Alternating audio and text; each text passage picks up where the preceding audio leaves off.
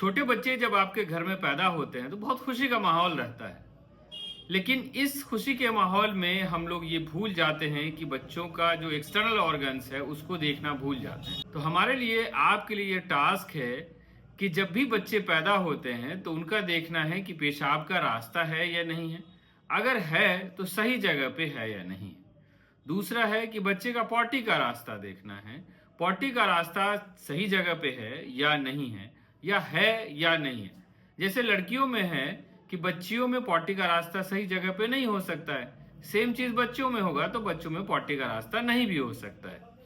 तो इस तरह की चीज अगर हो तो आपको बच्चे के सर्जन से मिलना। तो आज मैं बात कर रहा हूं बच्चों में जो पॉटी का रास्ता जन्मजात बच्चे हैं माँ के पेट से नहीं होता है उसके बाद हम लोग एज ए पेडियाट्रिक सर्जन हम लोग उसको एनो रेक्टल मालफॉर्मेशन बोलते हैं।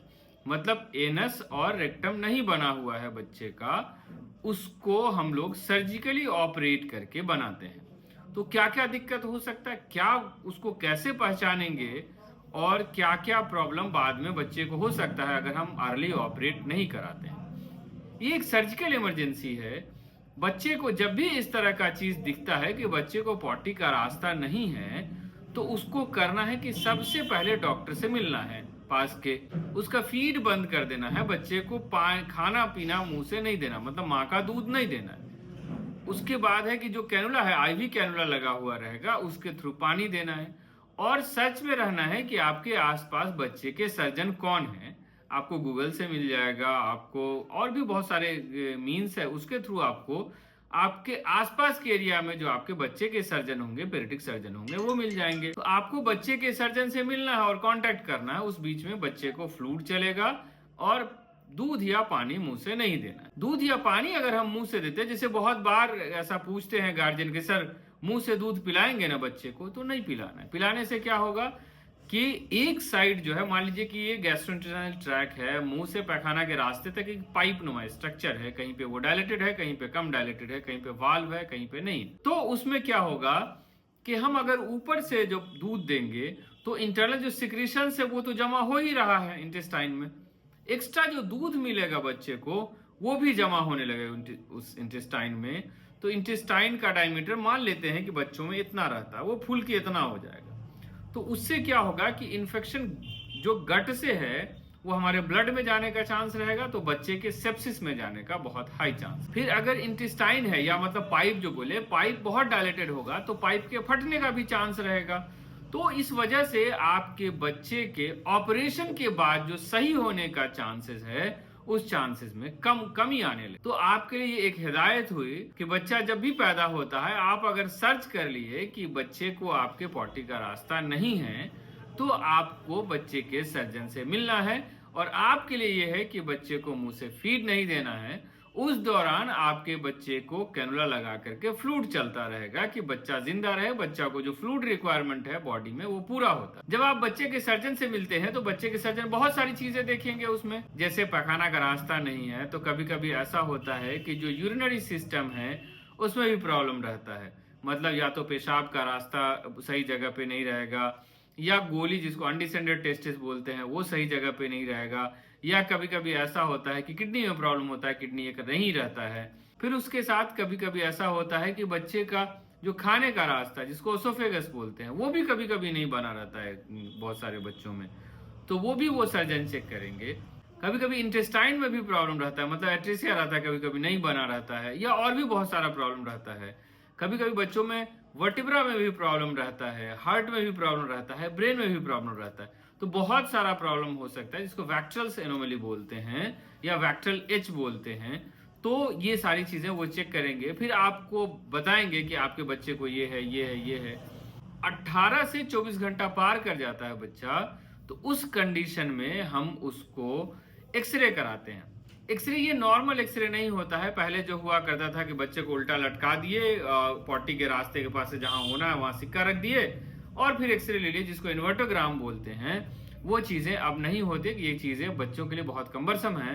तो उसकी जगह पे CTPL बोलते हैं, एक नया तरह का एक्सरे है, cross table prone lateral view. ये करते हैं कि जो गैस है या जो आंत है जो लास्ट कहां तक बना है वो देखने के लिए। उसे हम डिसाइड करते हैं कि बच्चे का सिंगल स्टेज में करेंगे या स्टेज सर्जरी करेंगे, मतलब एक बार में सर्जरी होगा या 2 बार या 3 बार में सर्जरी होगा, वो चीज़ करते हैं। नॉर्मली मेरे पास जो बच्चा आता है हम प्रेफर करते हैं कि सिंगल स्टेज में उसकी सर्जरी करें, क्योंकि जो ये एरिया है थोड़ा लो सोशियो इकोनॉमिक स्टेटस का एरिया है, तो 3 बार की सर्जरी के लिए ऑब्वियसली ज़्यादा पैसे लगेंगे बच्चे को या बच्चे के गार्जियन को।